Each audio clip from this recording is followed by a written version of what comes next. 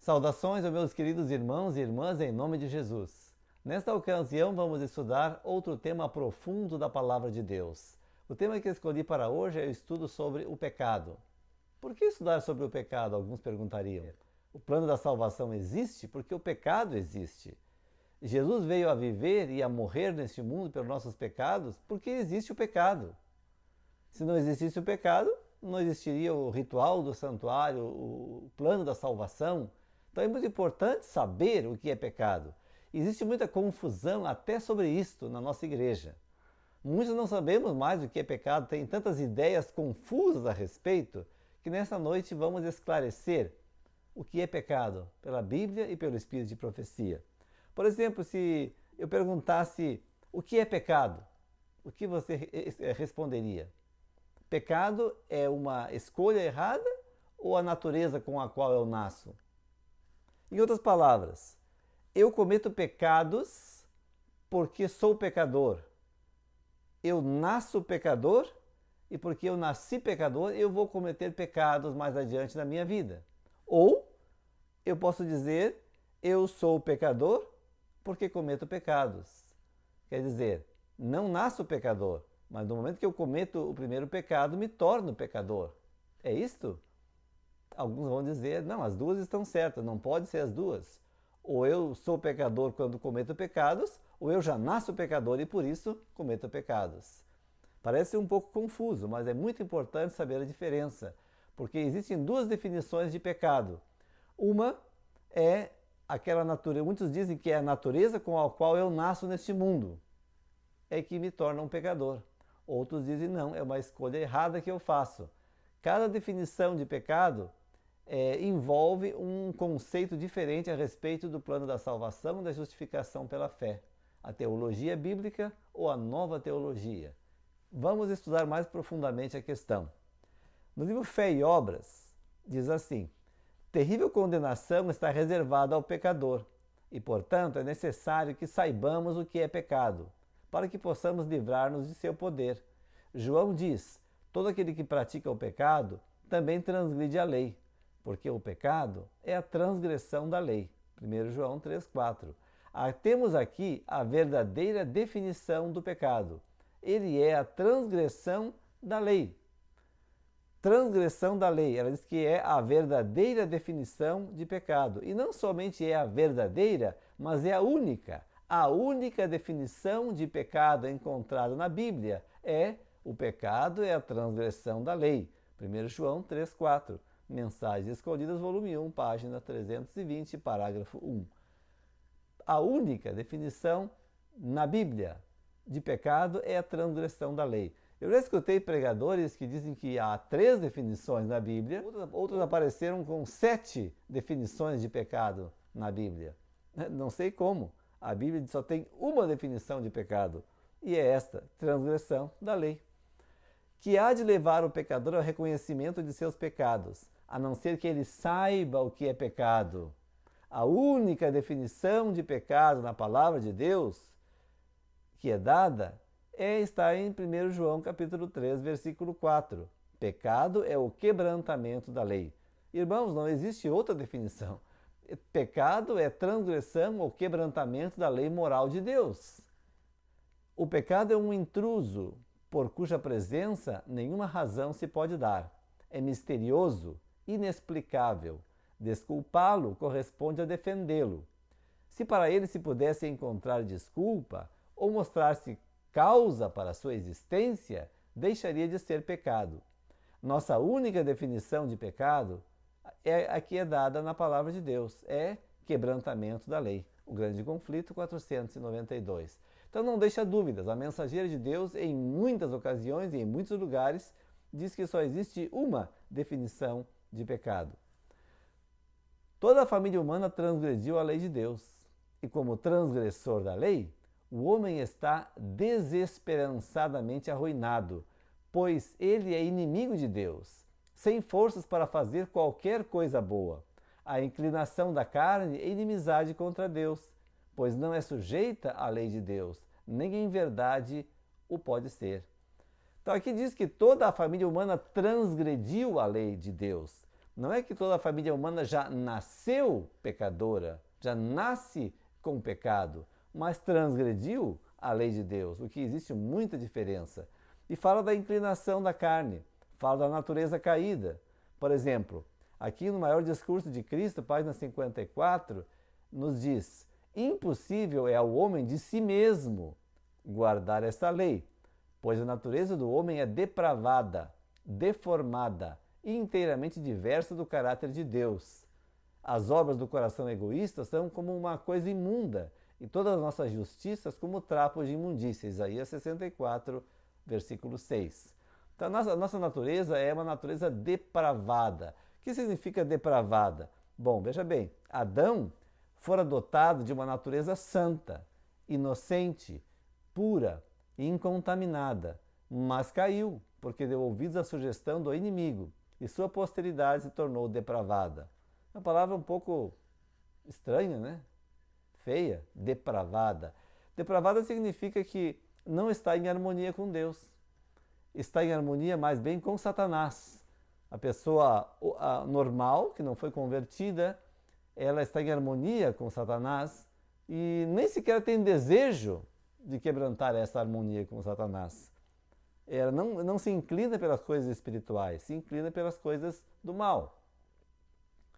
Se, porém, cedessem uma vez, falando de Adão e Eva, à tentação, a sua natureza se tornaria tão depravada que não teriam em si poder nem disposição para resistir a Satanás. Nem poder, nem desejo de resistir a Satanás. Então a pessoa que não tem Cristo está bem no mal, fazendo o mal em harmonia com Satanás, e não existe lutas dentro de si, entre o bem e o mal. Está satisfeito. Então, somente a graça de Cristo, sua graça tão somente pode habilitar-nos a resistir às tendências de nossa natureza caída e sujeitá-las. Sim, é possível. É possível resistir à nossa inclinação. É possível resistir à nossa debilidade, fraqueza em relação ao pecado com a qual nascemos. E é somente pela graça de Cristo. Importa guardar os pensamentos, cercar a alma com os preceitos da palavra de Deus e ser deveras cuidadoso quanto a cada pensamento, palavra e ação, a fim de não ser surpreendido pelo pecado. Então, de acordo com a Mensageira de Deus no livro Evangelismo, só podemos transgredir a lei de Deus de 3 maneiras diferentes: pensamento, palavra e ação. Só podemos pecar em pensamento, em palavras e ação. Sobre tudo que se deve guardar, guarda o coração, porque dele procedem as fontes da vida. Quando fala de coração, devemos entender a mente, guardar a mente, porque se podemos pecar com o nosso pensamento, cuidado com aquilo que você põe na sua mente, porque as imagens que colocamos em nossa mente vai gerar pensamentos. E os pensamentos podem ser santos ou podem ser pecaminosos à vista de Deus. Então, guardar a mente. O que ocorreu com Moisés e Arão mostra que não é seguro pecar por palavra, por pensamento ou ação. Ora, não é seguro pecar por palavra, por pensamento ou ação. E que de outra maneira podemos pecar que seja seguro. Não existe outra maneira de pecar. Você só pode pecar em palavra, em pensamento ou ação. 3 maneiras de transgredir a lei de Deus. Quão grande será essa colheita? Ninguém poderá saber antes do último dia, em que todo pensamento, toda palavra e ato serão trazidos a juízo. Todos os nossos pensamentos, palavras e atos serão levados a juízo no juízo investigativo. Importante saber isso. Jesus deixou bem claro isso. Por cada palavra que nós falamos, por tuas palavras serás justificado, por tuas palavras serás condenado. Assim também os pensamentos e os atos. Então é importante entender esse ponto. Tentação não é pecado. Ao contrário, cada um é tentado pela sua própria cobiça, quando esta o atrai e seduz. Então a cobiça, depois de haver concebido, dá à luz o pecado. E o pecado, uma vez consumado, gera a morte. É importantíssimo entender o processo da tentação e pecado. Tentação não é pecado. Pecado é ceder à tentação. A tentação pode vir de fora ou pode vir de dentro, dos nossos próprios desejos pecaminosos. A alma que pecar, essa morrerá. O filho não levará a iniquidade do pai, nem o pai a iniquidade do filho. A justiça do justo ficará sobre ele, e a perversidade do perverso cairá sobre este. Ezequiel 18:20. Quer dizer, nós não temos culpa do pecado de Adão. Nós, como igreja adventista, não cremos no pecado original. O pecado original é a culpa. Participamos da culpa do pecado de Adão. Isso não pode ser. A Bíblia é muito clara que o filho não vai levar à iniquidade ou o pecado do pai e vice-versa. Não temos culpa do pecado de Adão, mas herdamos uma natureza depravada, defeituosa. É inevitável que os filhos sofram as consequências das más ações dos pais, mas não são castigados pela culpa deles, a não ser que participem de seus pecados. Dá-se, entretanto, em geral o caso de os filhos andarem nas pegadas de seus pais. Por herança e exemplo, os filhos se tornam participantes do pecado do pai. Então, mais uma vez, deixando claro que não podemos participar da culpa do pecado de Adão. Participamos da culpa dos nossos próprios pecados. Então, há uma diferença marcante entre ter uma natureza depravada, egoísta e uma inclinação ou uma debilidade, uma fraqueza em relação ao pecado e culpa pelo pecado. É muito diferente. Ninguém tem culpa de nascer neste mundo com uma natureza deformada, com uma natureza que se inclina ao que é mal. Deus nos culpa por isso? Seria injusto. Uma criança tem culpa de nascer neste mundo com a natureza má, deformada pelo pecado, depravada pelo pecado? Claro que não. Não tem culpa. Deus não assigna a ela culpa nos livros do céu. A culpa é o que é importante. Lembra que Jesus falou aquele texto que os sacerdotes são os que mais transgridem o sábado, mas ficam sem culpa. Interessante isso. No dia sábado era o dia que os sacerdotes mais trabalhavam, preparando os sacrifícios, esfolando os animais, fazendo ofertas dos pecados, de sangue, queimando a gordura. Às vezes, na época da Páscoa, eram milhares de sacrifícios por dia. É o dia que mais trabalhavam. É transgressão do sábado? Não tinham culpa diante de Deus, porque Deus mandou eles fazer essa tarefa. Se eu não viera, nem lhes houvera falado, não teriam pecado, mas agora não têm desculpa do seu pecado. Se eu entre eles não fizesse tais obras, quais nenhum outro tem feito, não teriam pecado. Mas agora viram-nas e me aborreceram a mim e a meu Pai. João 15, 22 e 24. Quer dizer, o pecado, a culpa pelo pecado, tem que ver muito com a luz ou o conhecimento que nós temos, né? Veja bem que interessante. Disse-lhes Jesus: se fosseis cegos, não teríeis pecado. Mas agora, como dizeis, vemos, por isso o vosso pecado permanece. É importante isso, né? A luz, o conhecimento que você tem é que vai definir se você terá culpa por uma ação errada, por um pecado ou não. Depende do conhecimento que você tem. Veja bem, Eventos Finais explica mais ainda. Não seremos considerados responsáveis pela luz que não atingiu a nossa percepção, mas pela luz a que resistimos e que rejeitamos. Um homem não poderia compreender a verdade que nunca lhe foi apresentada, e não pode, portanto, ser condenado pela luz que nunca teve. Impressionante isso, não? Nunca poderá ser condenado pela luz que nunca teve. Então, a luz vem, o conhecimento vem, e com isso vem o conhecimento do pecado. Então, a pessoa, a partir daquele momento, ela terá culpa se pratica a mesma ação. Interessante aqui. Acima de tudo, cuidai de vossos filhos no sábado. Não permitais que eles o violem, pois vós mesmos o estareis violando, se consentirdes que vossos filhos o façam. Quando permitis que vossos filhos brinquem no sábado, Deus vos considera transgressores dos mandamentos. Transgredis o seu sábado. Esse é um conceito muito interessante. As crianças pequenas não têm conhecimento do pecado. Não sabem que estão pecando porque não podem entender, não têm conhecimento, não têm entendimento ainda.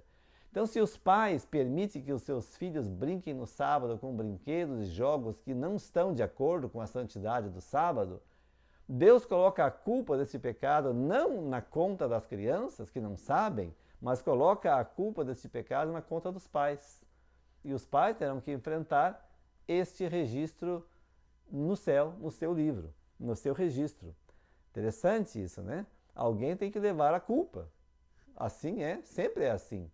Alguém tem que arcar com a culpa. Se você permite, a criança não sabe, você tem a culpa. Então, essa é uma prova de que a criança não tem pecado, não tem nada, nenhuma culpa, não tem nenhum pecado.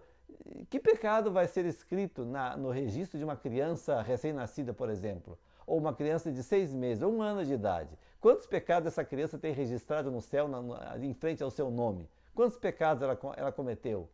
Nenhum. Não pode ser. Ela não tem entendimento, não sabe o que é pecado ainda. Pecado é ceder à tentação.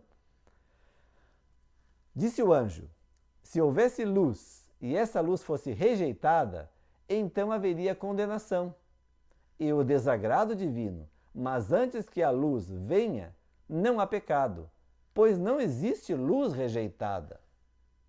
Interessante. Adão e Eva, por exemplo, eles tinham luz? Tinham conhecimento de que árvore eles não deveriam comer? Claro que sim. Mas talvez Adão esqueceu, se confundiu com a árvore, comeu da árvore do bem e do mal, mas ou Eva e se confundiu, não era o que ele queria comer. Se fosse uma confusão, um mau entendimento, então não seria pecado. Mas Deus evitou isso, deixando bem claro qual era a árvore da qual não deveriam participar, para que não houvesse dúvidas. O pecado de Adão e Eva foi algo, um consentimento, com consentimento, eles consentiram em comer do fruto. Fizeram sabendo, claro, Eva foi enganada. Adão, sabendo, comeu. Mas mesmo assim, eles comeram, fizeram a ação errada que sabiam que não devia fazer, que não devia ser feita. Eles sabiam o que estavam fazendo. O pecado de Adão seria considerado pelas igrejas de hoje como um simples erro a ser imediatamente perdoado e esquecido.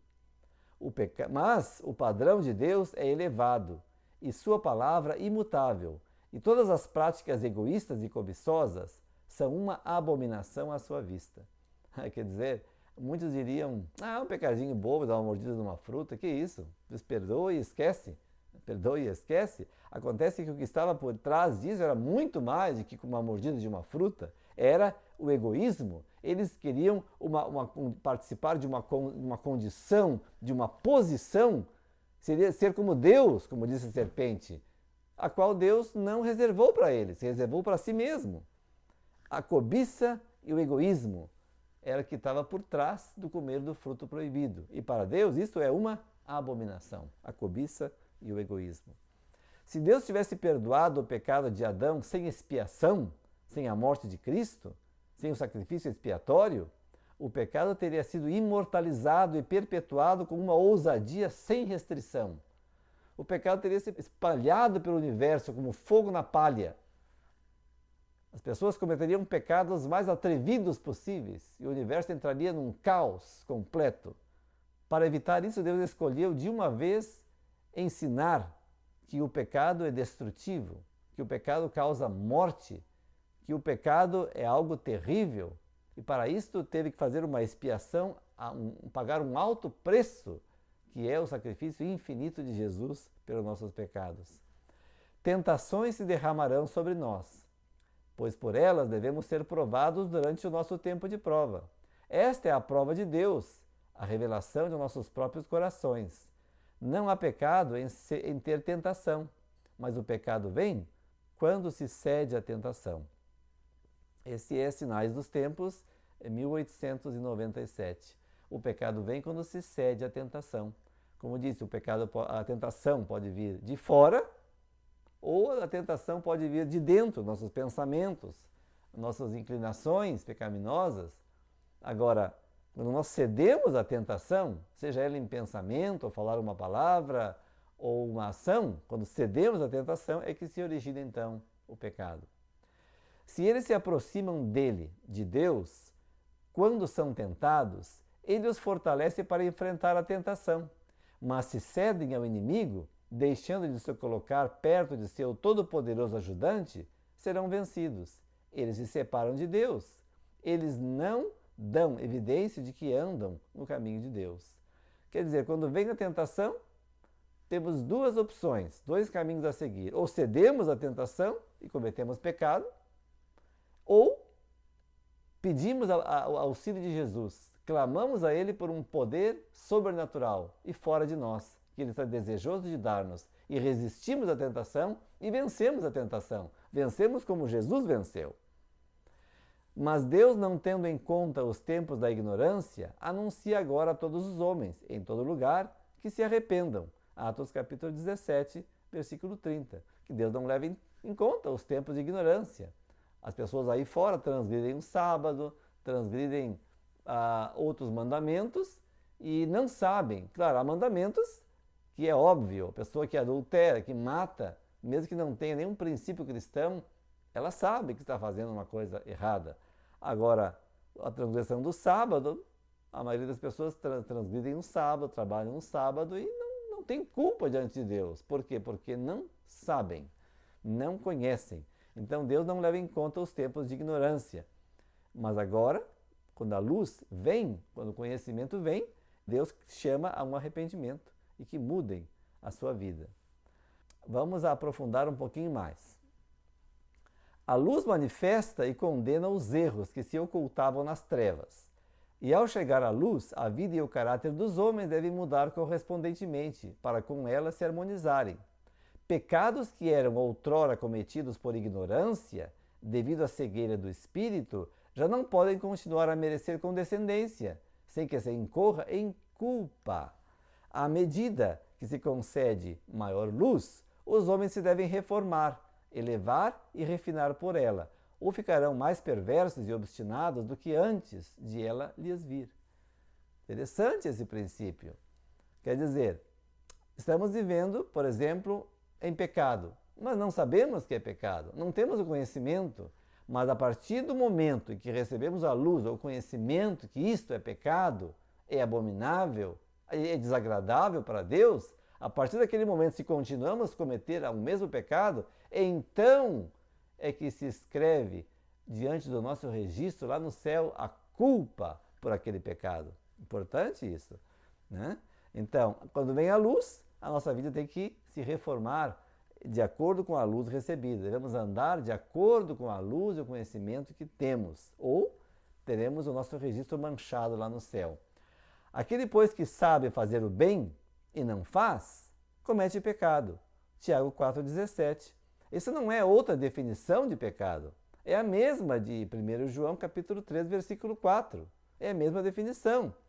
Porque, veja bem, aquele que sabe fazer o bem e não faz, esse comete pecado. O que é fazer o bem? Fazer o bem é fazer a vontade de Deus. Se você sabe que uma coisa é pecado, e se você faz, então você comete pecado.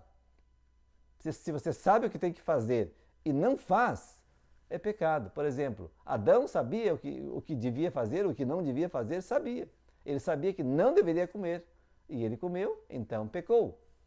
Então, se você tem o conhecimento, se você tem a luz, e se você vai em contra dessa luz, se você rejeita esta luz, então é pecado. Isso é importante saber. Devemos observar a mais estrita castidade em pensamento, na palavra e no comportamento. Lembremos-nos de que Deus põe nossos pecados secretos à luz de seu rosto. Há pensamentos e sentimentos sugeridos e despertados por Satanás, os quais molestam mesmo o melhor dos homens. Mas se eles não são acalentados, se são repelidos como odiosos, a alma não se mancha com culpa. Mente, caráter e personalidade. Um excelente conceito.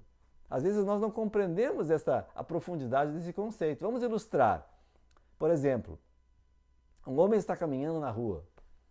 De repente passa aquela mulher linda, bonita, roupa curta, não tem como não ver. Hoje em dia, se está na rua, está exposto a tudo. Viu? Ver não é pecado. Ok. Achou bonita. Num instante, numa fração de segundo, ele analisou a figura e achou bonita a mulher. Achar bonita não é pecado. Então, vem o pensamento de cobiçá-la para ele, cobiçando a mulher para ser a sua mulher na sua mente, aí tampouco é pecado. Isso se chama tentação. Vem a tentação de cobiçar a mulher e pensar pensamentos maliciosos com ela. Não é pecado, isso se chama tentação. Se você aceita a tentação e dá rédeas ao pensamento, aí nasce o pecado do adultério. Muitos não sabem isso. Muitos pensam que se somente vem o pensamento na mente, já pecaram. Não, senhor, não é assim. Isso se chama tentação. Satanás ele pode pôr o pensamento na nossa mente, sabiam isso? Ele, com a sua energia elétrica, ele pode lançar na nossa mente um pensamento. Mas você pensa se você quer.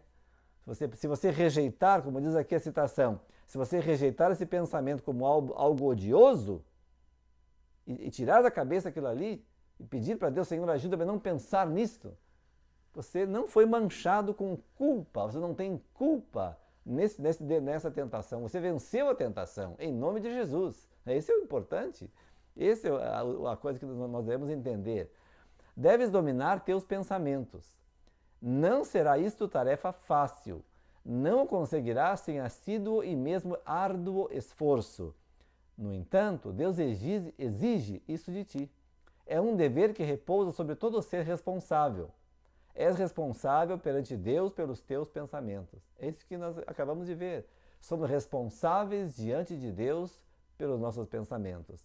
Se condescenderes com vãs imaginações, permitindo que a mente se demore em assuntos impuros, serás, em certo sentido, tão culpada perante Ele como se teus pensamentos fossem levados à ação. Tudo o que impede a ação é a falta de oportunidade. É assim como é. Quando nós pensamos pensamentos impuros ou pecaminosos de qualquer natureza, tudo o que impede de levar à ação é a falta de oportunidade. É assim como é.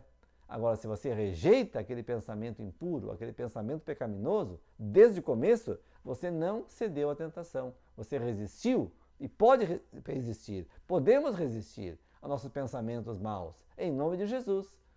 Se não fosse possível, então seria impossível deixar de pecar ou seria impossível resistir à tentação? Sempre tem que haver um caminho de escape. Fiel é Deus, diz a palavra de Deus. Fiel, Deus é fiel e não nos deixará ser tentados mais do que possamos suportar, mas nos mandará o livramento, uma via de escape. Cristo morreu para ser possível para você deixar de pecar. E pecado é a transgressão da lei. Novamente, batendo na mesma tecla. Pecado é a transgressão da lei. Muitos pensam que Jesus morreu para me levar ao céu com os meus pecados, nos meus pecados. Mas isso não é certo, irmãos. Jesus morreu para ser possível para mim deixar de pecar. A única segurança para o pecador está em deixar o pecado. Não existe salvação no pecado, existe salvação do pecado. É importante saber a diferença. A única esperança para o pecador é deixar o pecado. Esse está na meditação Este Dia com Deus, página 143. Assim a sua vontade estará em harmonia com a vontade de Cristo. A sua alma será posta em comunhão com Deus. Porque para isso sois chamados, pois também Cristo padeceu por vós, deixando-nos o exemplo, para que sigais as suas pisadas, o qual não cometeu pecado, nem em sua boca se achou engano.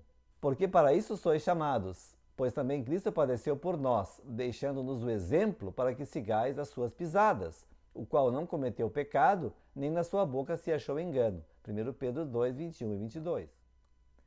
Diz aqui que Jesus é o nosso exemplo, nos deixou exemplo de uma vida sem pecado. Interessante isso, né? O qual não cometeu pecado, nem na sua boca se achou engano. Deixou-nos exemplo. Jesus nos deixou um exemplo de uma vida sem pecado. E se ele deixou um exemplo de uma vida sem pecado, é porque podemos seguir o seu exemplo. Se não, qual é o propósito de deixar um exemplo de uma vida sem pecado?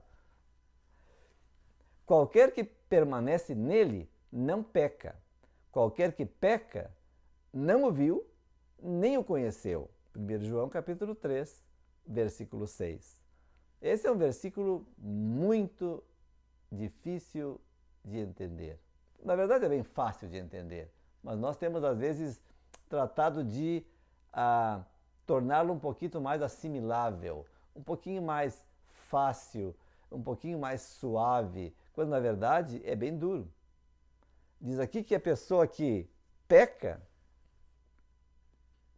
que decide pecar, porque o pecado é uma decisão errada, uma decisão contrária à luz e ao conhecimento que nós temos da vontade de Deus. Quando você decide pecar, quando uma pessoa decide pecar, ela não viu e não conheceu e nem conhece a Cristo. Porque se conhecesse a Cristo, ela saberia que há poder à sua disposição para resistir ao pecado e vencer. O que permanece ligado a Cristo não cede à tentação. O que permanece ligado a Cristo não é vencido pela tentação e por Satanás e pelo pecado. Resiste como Cristo resistiu. Aquele que escolhe pecar não viu e não conheceu e não conhece a Jesus e o poder que ele tem à sua disposição.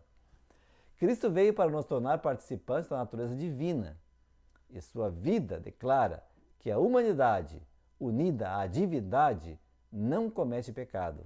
Pois Jesus provou isso já, que a natureza humana unida à natureza divina, a divindade, não comete pecado. Pois Jesus não cometeu pecado, porque a sua natureza humana estava ligada com a divindade. E esse é um privilégio de cada um de nós, participarmos da natureza divina, como diz aqui a mensageira de Deus. Aferrar-se por fé a Cristo, tornar-se participante da natureza divina, é a única esperança do pecador. Se não participamos da natureza divina de Cristo, se não somos cheios do Espírito Santo, com o poder do alto, não podemos resistir ao pecado e a Satanás, seremos vencidos e derrotados e perderemos a salvação. Assim de simples. A única esperança de vencer como Cristo venceu é participar de sua natureza divina. Quando veio ao mundo por primeira vez, a divindade e a humanidade se combinaram. Esta é nossa única esperança. O Filho do Homem está plenamente qualificado para ser o criador de uma humanidade que se combinará com a divindade, participando da natureza divina. Olha que interessante. Jesus tinha duas naturezas. Natureza humana, criada no ventre de Maria, e a natureza divina, eterna, sem princípio. E as duas se fusionaram de uma maneira misteriosa, incompreensível. Mas o certo é que ele diz aqui a citação que Jesus está plenamente qualificado para ser o criador de uma humanidade, de uma raça que se combinará com a divindade. Interessante, hein? Participando da natureza divina. Jesus tinha duas naturezas. Nós nascemos com uma natureza, natureza pecaminosa, natureza caída, mas ele nos oferece gratuitamente a natureza divina. E quando participamos dessa natureza divina, estamos unidos a Cristo por laços inquebrantáveis. O Espírito Santo traz em nós para a nossa vida a natureza de Cristo e podemos resistir e vencer o pecado. Interessante, eu gosto de usar a expressão híbrido. É um nome bem popular hoje pelos carros híbridos, né? Jesus era um ser híbrido, tinha duas naturezas. E ele quer formar uma raça, criar uma raça, uma humanidade híbrida também como ele, que tem as duas naturezas, divina e humana. E esses serão os vencedores, que se sentarão com ele no seu trono e participarão da sua glória. E você pode ser um deles, eu posso ser um deles. A parte do poder divino, nenhuma reforma genuína pode ser efetuada. As barreiras humanas erguidas contra as tendências naturais e cultivadas não são mais que bancos de areia contra uma torrente. Enquanto a vida de Cristo não se torna um poder vitalizante em nossa vida, não nos é possível resistir às tentações que nos assaltam interior e exteriormente. Essa vida de Cristo justamente é a natureza divina, é o poder do Espírito Santo quando ele habita de maneira plena na sua vida. E então nos traz esse poder sobrenatural que nos eleva acima das tentações que Satanás nos apresenta e acima mesmo das inclinações da nossa natureza carnal. É a lei do Espírito de vida, que fala Romanos capítulo 8, que nos livra da lei da carne, da lei da morte. Participantes da natureza divina. Teremos um tema especialmente sobre este assunto.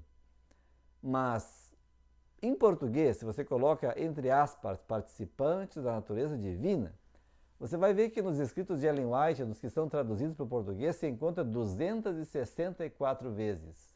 Em inglês, onde existe muito mais material, se você coloca entre aspas em inglês, vai encontrar 876 vezes a expressão participantes da natureza divina em inglês. Quer dizer, é um tema muito importante. Ela falou muito sobre a participação da natureza divina, sendo que é a única esperança do pecador. Olha que interessante. Desejado de todas as nações, página 77. Ele, Cristo, não consentia com o pecado, nem por um pensamento cedia à tentação. O mesmo se pode dar conosco. A humanidade de Cristo estava unida à divindade. Estava habilitado para o conflito mediante a presença interior do Espírito Santo. E veio para nos tornar participantes da natureza divina. Enquanto a ele estivermos ligados pela fé, o pecado não mais terá domínio sobre nós. Ele estava habilitado, Cristo estava habilitado para o conflito com Satanás mediante a presença interior do Espírito Santo, a natureza divina. E Jesus estava cheio com a plenitude do Espírito Santo. E isso o habilitou para o conflito e por isso venceu. E veio para nos tornar participantes desta sua mesma natureza. Por quê? Porque sem a natureza divina não podemos resistir a Satanás e vencer. Com as forças humanas, com as decisões humanas, é impossível vencer um poderoso e astuto inimigo somente participando dessa natureza da santidade de Jesus. Quando a ele estivermos ligados pela fé, o pecado não mais terá domínio sobre nós. Não cederemos mais à tentação, não cairemos mais em pecado. Mas embora seja verdade que o Senhor trabalhará com ele se arrepender e converter, e lhe dará seu Espírito, que lhe permitirá vencer e receber a recompensa do vencedor. Ele, por outro lado, não forçará a obediência de qualquer alma. Deus não pode e não vai forçar a obediência. A obediência deve ser voluntária. Você tem que resistir ao pecado e vencer em nome de Jesus. Jesus não pode forçar você, ou carregar você, ou arrastar você, ou rebocar você. Não pode. Você tem que querer. Você tem que pedir o poder do alto e resistir a Satanás e vencer. Deus lhe dará o Espírito Santo, que vai capacitá-lo para vencer e receber a recompensa do vencedor, se você quiser se arrepender e se converter e buscar a Deus em oração. Se Satanás procura desviar a mente para assuntos baixos e sensuais, trazei-a de volta e colocai-a em coisas eternas. E quando o Senhor vê o resoluto esforço feito para só reter pensamentos puros, ele atrairá a mente como um magneto, purificará os pensamentos e habilitá-los-á a purificar-se de todo pecado secreto. Como diz 2 Coríntios 10, 5, destruindo os conselhos e toda altivez que se levanta contra o conhecimento de Deus, e levando cativo todo o entendimento à obediência de Cristo. Está dizendo, em outras palavras, 2 Coríntios, que até os nossos pensamentos vão se sujeitar a Cristo. Não vamos ceder e pecar nem mesmo em pensamento. É isso que está dizendo a palavra de Deus. Porque Jesus não pecou nem em pensamento, e isso se pode dar conosco. É a única forma, a única esperança de passarmos pelos eventos finais, pela grande tribulação, sem ceder à tentação. É você aprender a controlar os seus pensamentos. E se você fizer esse esforço resoluto, Deus vai atrair a nossa mente como um magneto, como um imã, e vamos poder resistir ao mal. E ela dará à luz a um filho, e lhe porás o nome de Jesus, porque ele salvará o seu povo dos seus pecados. Dos seus pecados, e não nos seus pecados. Nós, como adventistas, temos muito conhecimento, mas o conhecimento não nos salva, se nós não praticarmos o que sabemos e vivermos à luz desse conhecimento, desta luz. Jesus quer nos salvar dos nossos pecados. A salvação é agora, hoje, quando recebemos o poder para vencer o pecado. Não é quando Jesus vem, então será a consumação da salvação. Nenhum homem pode ser forçado a transgredir. Interessante isso. Nenhum homem pode ser forçado a transgredir a lei de Deus, né? É preciso primeiro obter o seu próprio consentimento. A pessoa tem de propor-se a praticar o ato pecaminoso. Propor-se, antes de a paixão poder dominar a razão ou a iniquidade triunfar sobre a consciência. A tentação, por forte que seja, nunca é desculpa para o pecado.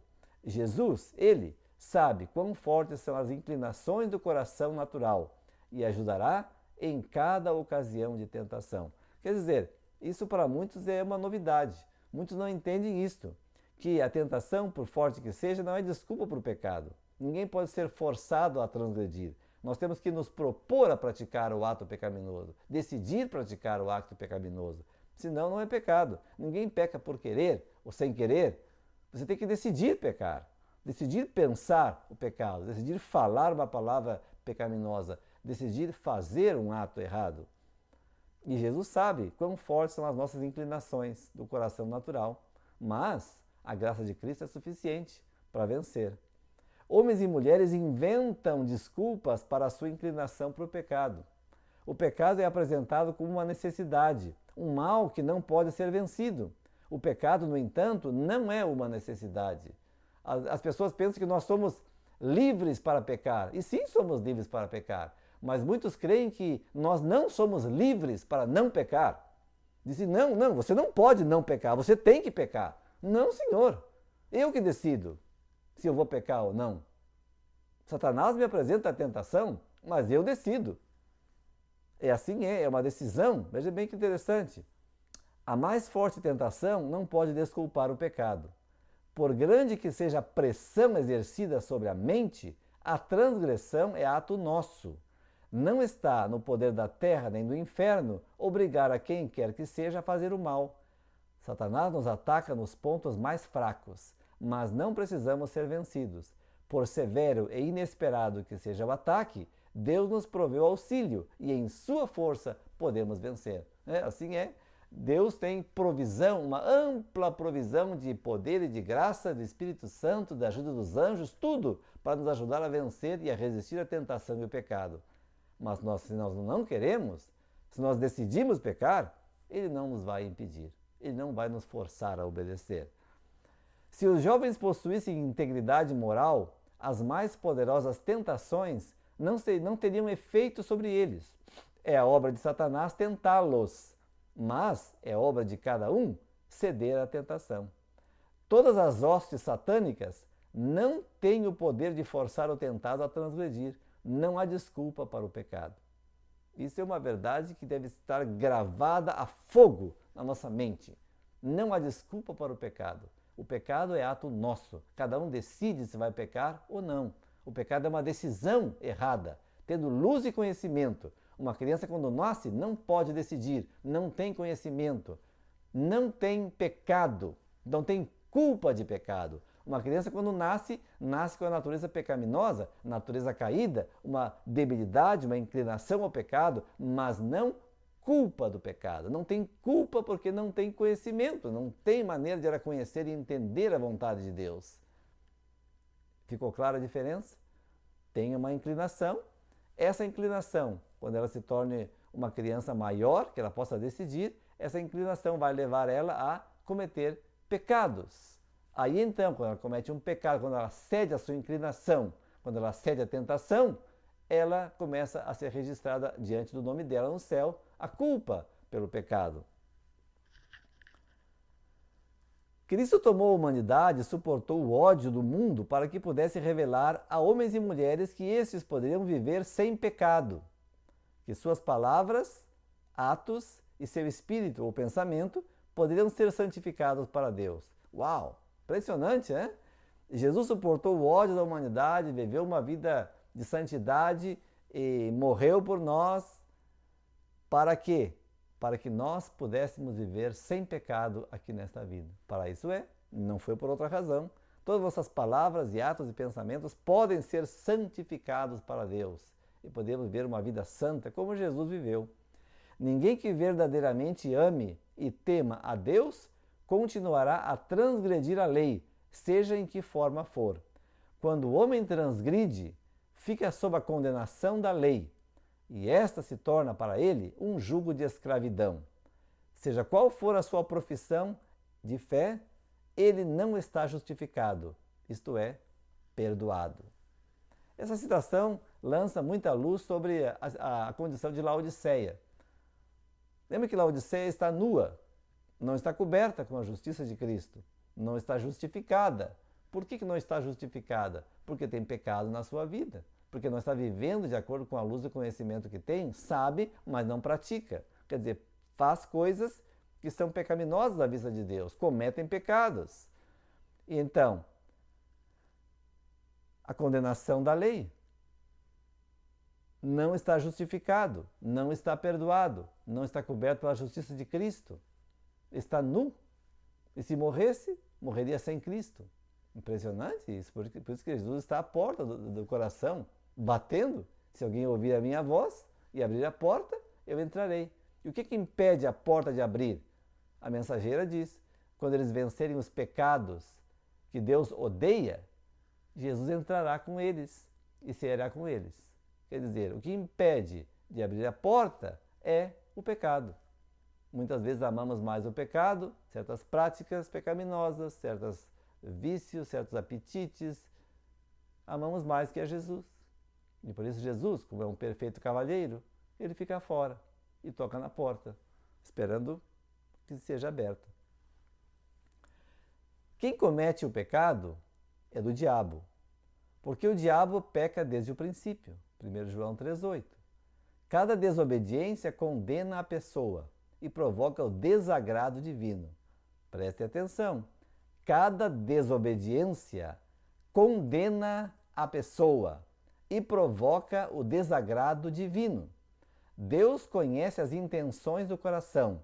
Quando pensamentos impuros são acariciados, não precisam ser expressos por palavras ou atos para consumar o pecado e trazer condenação à pessoa. A sua pureza é manchada e o tentador venceu. Impressionante. Quando você cede a pensamentos impuros para o diabo e para Deus, você já pecou. O diabo não quer levar você a praticar o ato. Para quê? Você não precisa praticar o ato. Você já transgrediu o 7º mandamento, você já é pecador, já cometeu um pecado. Para Satanás está contente e Deus já foi desonrado pela transgressão da sua lei. Então, cada desobediência condena a pessoa e provoca o desagrado divino. Não é uma coisa simples pecar. Não é uma coisa banal pecar. O pecado é uma coisa terrível que nos separa de Deus e nos coloca sob a condenação da lei divina. Quem comete pecado é do diabo. Em algumas Bíblias, trata de deixar assim mais suave. Diz que não vive sobre a prática do pecado. Não vive em pecado. Mas a Bíblia é muito direta nesse ponto. Quem comete pecado é do diabo. Ponto.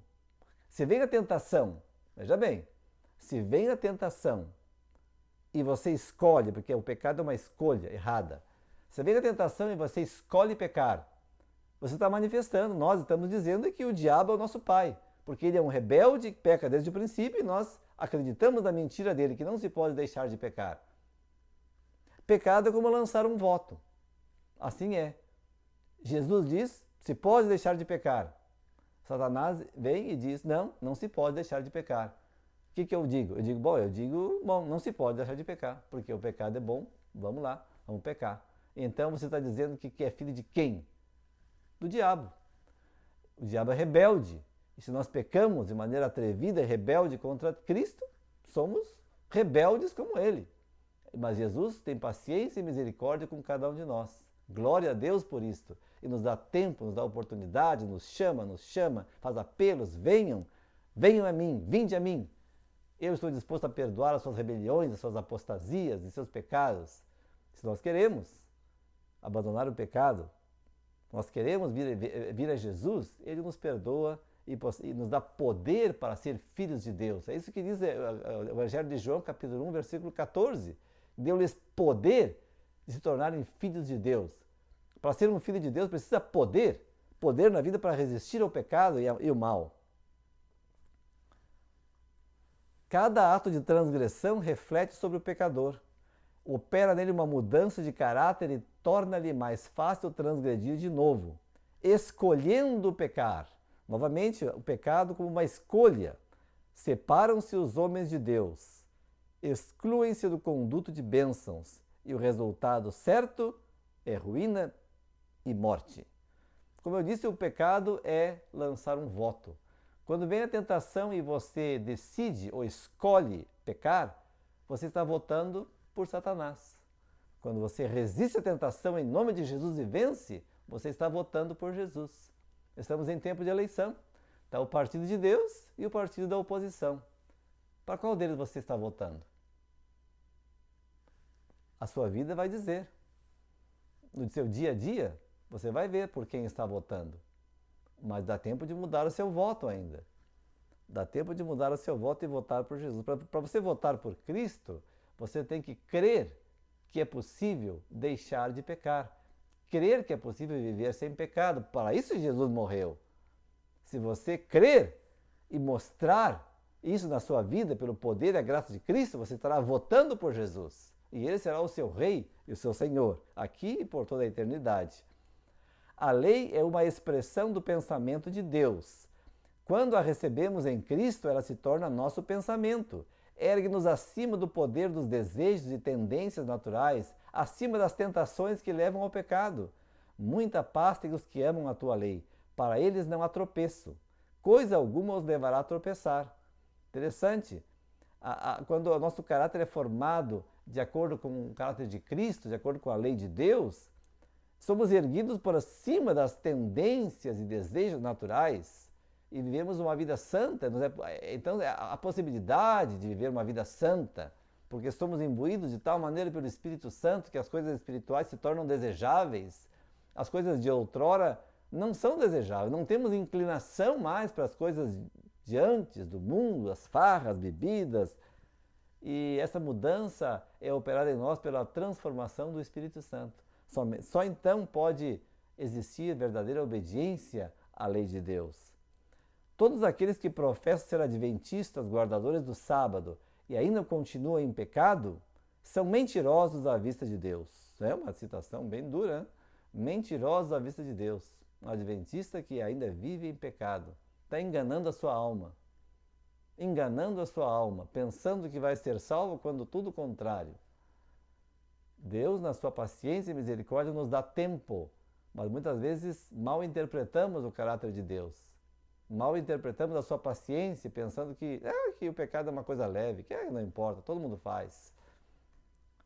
O regime tem muito que ver com a disposição de entrar em tentação e cometer pecado. Por isso que Deus nos deu uma reforma de saúde. Não é só para ter mais saúde física, também menos sofrimento físico, mas o resultado não é somente em benefício físico. Deus quer, com a reforma de saúde, que alcancemos a salvação de nossa alma. O regime, o que você come, tem muito que ver se você vai ceder à tentação e cometer pecado ou não. Importante. Se você come a comida que o diabo desenhou, você vai estar se colocando num caminho que vai ficar muito mais fácil para você transgredir a tentação. Mas se você comer a comida que Deus escolheu para você, então você está se colocando no time vencedor. Você está se colocando o seu corpo em harmonia, em união, em comunhão mais íntima com Deus na sua mente, e pode receber a força do alto para resistir ao pecado e vencer. Agora, se você comer todos aqueles alimentos que Satanás desenhou e preparou, né, aqueles alimentos todos refinados, açucarados, gordurosos, carnes, etc., então, como você espera poder vencer o pecado? Impossível. A palavra é impossível. Cuidado com os adiamentos. Não deixe para depois a decisão de abandonar seus pecados e buscar a pureza de coração através de Jesus. É nesse ponto que milhares têm errado e se perderão para sempre. Não vou me demorar aqui sobre a brevidade e as incertezas da vida, mas há um perigo terrível e não suficientemente compreendido em adiar ou atender ao chamado do Espírito Santo, preferindo permanecer no pecado, pois é isso que acontece quando esse adiamento ocorre. O pecado, por menor que possa parecer, implica risco de perda da vida eterna. Aquilo que não vencermos acabará por nos vencer e causará a nossa destruição. Caminho a Cristo 22. Isso é bem simples. Quando uma pessoa, tanto uma pessoa fora da igreja que está recebendo estudos bíblicos, não sei se já passou com você, você está dando estudo bíblico com uma pessoa e a pessoa diz, não, no final do estudo, não estou preparado ainda. Não estou preparado, mas o que te falta? Ah, não estou preparado, mas mais para frente vou me decidir. Na verdade, o que ela está querendo dizer? Ela está querendo dizer que tem alguma coisa na sua vida que ela ama mais que Jesus. Tem algum pecado, alguma prática pecaminosa, algum hábito, algum vício que ela não está disposta a abandonar. Isso pode passar também com um adventista. Conhece a verdade, mas sabe como é que é, né? Vai praticando um pecadinho ali, outro lá, um deslize aqui, um deslize lá, mas depois vem o Espírito Santo tratando de convencer a pessoa, de chamar ao arrependimento, e a pessoa vai postergando, adiando. Por que adia? Por que adia? Porque prefere o pecado. Ama mais o pecado. Cuidado, cuidado. O pecado, por menor que seja, levará à morte e destruição eterna. Agora, pois, já não há nenhuma condenação para os que estão em Cristo Jesus. Porque a lei do Espírito da vida em Cristo Jesus te livrou da lei do pecado e da morte. A lei do pecado é aquela inclinação com a qual nascemos, aquela propensão, aquela debilidade, fraqueza em relação ao pecado. A lei do Espírito da vida é essa natureza divina que habita em nós e que anula ou mantém sob controle a lei do pecado. Não nos inclinamos mais pelo mal, nos inclinamos pelo justo, pelo bom, pelo puro, por tudo que é bom na vida, que Deus escolheu para nós. Quando tentados a pecar, lembremos-nos de que Jesus intercede por nós no santuário celestial. Se pomos de parte nossos pecados e vamos ter com Ele, com fé, Ele toma nos lábios o nosso nome e o apresenta ao Pai, dizendo, eis que nas palmas das minhas mãos te tenho gravado. Conheço-te por nome. E parte então para os anjos a ordem de proteger-nos. É uma bela citação, muito bela citação. Quando você for tentado a pecar, lembre-se de que Jesus está intercedendo por ti no lugar santíssimo do santuário celestial. Uma intercessão especial para que você possa resistir ao pecado, vencer o pecado na sua vida. Antes de Jesus purificar os compartimentos celestiais no juízo investigativo, antes de Jesus completar a purificação do santuário lá no céu, ele tem que completar a purificação do santuário do seu corpo, da sua vida, da minha vida. Ele tem que purificar um povo sobre essa terra. Porque como é que Jesus vai terminar a purificação do santuário celestial se nós seguimos cometendo pecados e mandando pecados para lá dia e noite? Nunca vai terminar. Nunca terminará. No prato da balança de muitos acha-se inscrita essa inscrição. Pesado foste na balança e foste achado em falta. Por quê? Que muitos serão pesados na balança e serão achados em falta. O homem é pesado na balança e achado em falta quando está vivendo na prática de qualquer pecado conhecido. Uau! Viver na prática de um pecado conhecido implica perdição eterna. Se você sabe que está pecando, a única segurança é deixar de pecar. Em nome de Jesus, confesse o seu pecado, abandone o pecado e clame a Jesus porque Ele prometeu ajudá-lo. Jesus veio para salvar o pecador, não para condenar o pecador. Jesus veio para quebrar as correntes que atam o pecador ao pecado, a Satanás, e libertá-lo. Você pode vencer. Clame a Jesus porque Ele prometeu ajudá-lo. Em angústia de alma, cada um declara a própria culpa e de maneira terrivelmente vívida vê que, pecando, atirou fora a preciosa dádiva da vida eterna. Isso se cumprirá na segunda ressurreição, na ressurreição do juízo e da condenação. Muitos vão ver, vão reconhecer então a própria culpa, mas é muito tarde, demasiado tarde. Muitos vão reconhecer a sua própria culpa de maneira terrivelmente vívida, vão ver que pecando, escolhendo pecar, atiraram fora a preciosa dádiva da vida eterna. Ainda há tempo, meu irmão e minha irmã, ainda há tempo para renunciar aos nossos pecados e obter a paz no coração. Melhor é morrer do que pecar. Melhor é sofrer necessidade do que enganar. Melhor é sofrer fome do que mentir. Esse deve ser o nosso lema. Judas 24, o nosso versículo final. Ora, aquele que é poderoso para vos guardar de tropeços e para vos apresentar com exultação, imaculados diante da sua glória. Cristo é poderoso. Cristo é poderoso para guardar-nos sem pecado, para guardar-nos de pecar, para livrar-nos de pecar e apresentar-nos a nós mesmos puros, justos e santos, imaculados diante da sua glória, com grande alegria, com grande alegria. Glória seja o seu nome. Que Deus nos ajude a vencer. Vamos orar. Querido bom Deus e Pai que está nos céus, te louvamos, Senhor, pelo poder que há em Cristo Jesus para nos ajudar a resistir e vencer o pecado. Te suplicamos que Teu Espírito Santo venha sobre nós neste momento, com poder sobrenatural, e possamos ser participantes da natureza divina e escapar da corrupção do pecado que existe no mundo, e que possamos ser mais que vencedores em Cristo Jesus. Que possamos viver uma vida sem pecado, pelo poder, pelo sangue da aspersão de Cristo Jesus. Dá-nos entendimento, dá-nos confiança nas Tuas promessas, que a Tua promessa se cumpra em cada um de nós. Em nome de Jesus oramos. Amém. Que Deus te abençoe, meu irmão e minha irmã. Em nome de Jesus. Amém.